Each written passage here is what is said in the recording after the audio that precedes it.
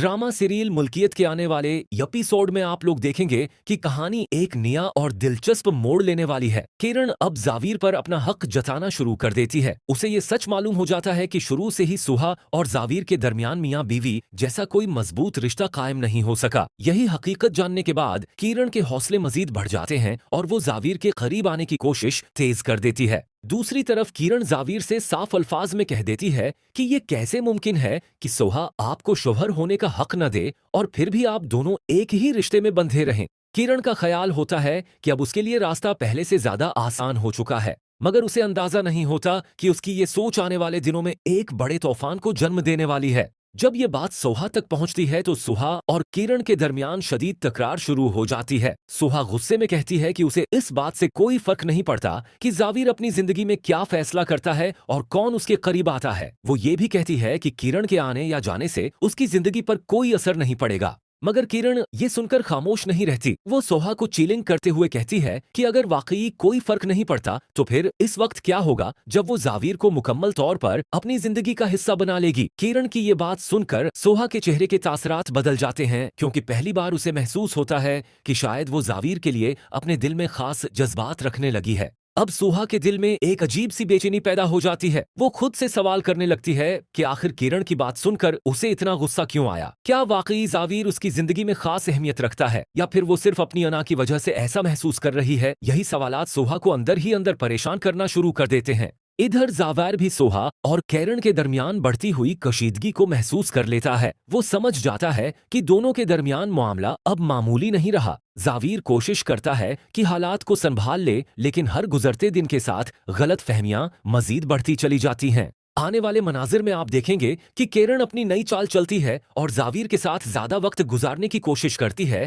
ताकि सुहा के दिल में हसद पैदा हो। दूसरी जानिब सुहा बार बार खुद को समझाती है कि उसे कोई फर्क नहीं पड़ता, लेकिन जब भी जावीर और किरण एक साथ नजर आते हैं तो उसका दिल बेअख्तियार बेचैन हो जाता है।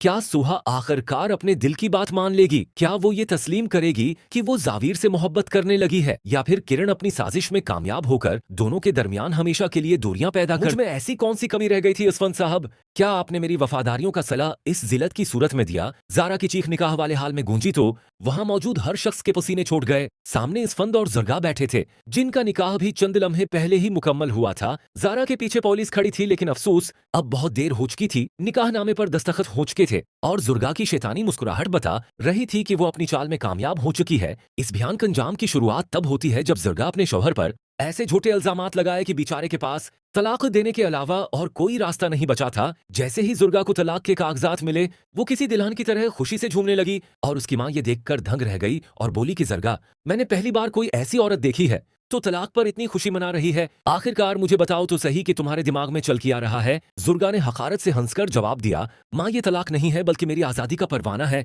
अब देखना कि मैं कैसे एक महल की मुल्का बन के रहती हूँ और नौकरों की फौज कैसे मेरे आगे पीछे होगी। मैंने एक ऐसा मर्गा फंसाया है जो मेरी मिट्टी में है। जुर्गा की माँ डर गई कि कहीं वो शख्स उसे धोखा ना दे दे, लेकिन जुर्गा को अपनी मुकारियों पर पूरा भरोसा था। उसने फौरन उसवद को काल करके रोते हुए झूठा झूठ बोला कि आप खुदा की कि आपकी खातिर मैंने सब कुछ कुर्बान कर दिया। अब मेरा उस दुनिया में कोई नहीं रहा। दूसरी तरफ जारा अपने शौहर असफंद के बदले हुए तीवर देखकर शक होने लगा था। एक दिन जब असफंद छुपकर जुर्गा से फोन पर बात कर रहा था तो जारा ने उसे रंगे हाथों पकड़ लिया। इसफंद ने बात बदलने की कोशिश की और कहा कि आफस के एक कोलीग की काल है, लेकिन जारा की छुट्टी हिस्से से बता रही थी कि इसफंद की जिंदगी में कोई और आ चुका है। वीडियो में आगे बढ़ने से पहले अगर आप मेरे चैनल पर नए हैं तो लाइक और सब्सक्राइब कर दें। इसी दौरान सोहा और जावियार के दरमियान हालात कशीदा हो गए थे। करण की मौजूदगी ने सोहा को अंदर ही अंदर जला रही थी। सोहा जितना जाहिर कर रही थी कि वो जावियार उससे कोई मतलब नहीं है, इतना ही वो हसद और जुलन का शिकार होती जा रही थी। जावियार ने जब सोहा को तड़पते देखा तो अंदर से बहुत खुश हो रहा था कि फाइनली सोहा के दिल में उसके लिए जज्बात जागने लगे हैं।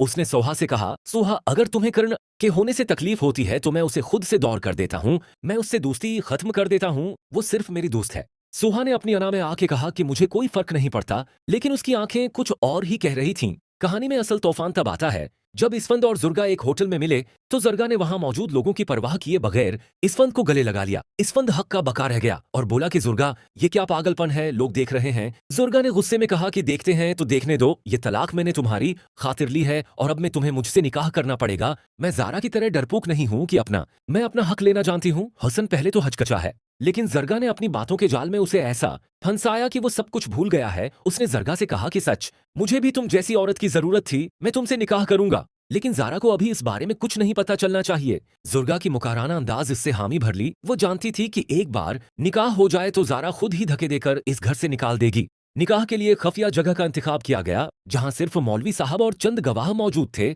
लेकिन कुदरत को कुछ और ही मंजूर था। ईसोन के आफस का एक मुलाजिम वहां से गुजर रहा था। उसने जैसे ही असवन को जुर्गाह और मौलवी साहब के साथ देखा तो इसके होश उड़ गए। उसने एक लम्हा जाया किए बगैर वहां फौरन जारा को कॉल कर दी और सारी सच्चाई बता दी। जारा के पैरों तले से तो जैसे जमीन ही निकल गई। वो फौरा पुलिस स्टेशन पहुंची और वहां पुलिस को लेकर इस जगह पर पहुंची जहां निकाह हो रहा था। जारा हाल के अंदर भागती हुई पहुंची तो जब तब तक निकाह हो चुका था और दुआ हो रही थी। जारा ने जब अपने शोहर को किसी और का होते हुए देखा तो उसका दिल टूटकर करची गरची हो गया। उसने चलाकर पूछा कि असफंद, तुम्हें मेरी इतनी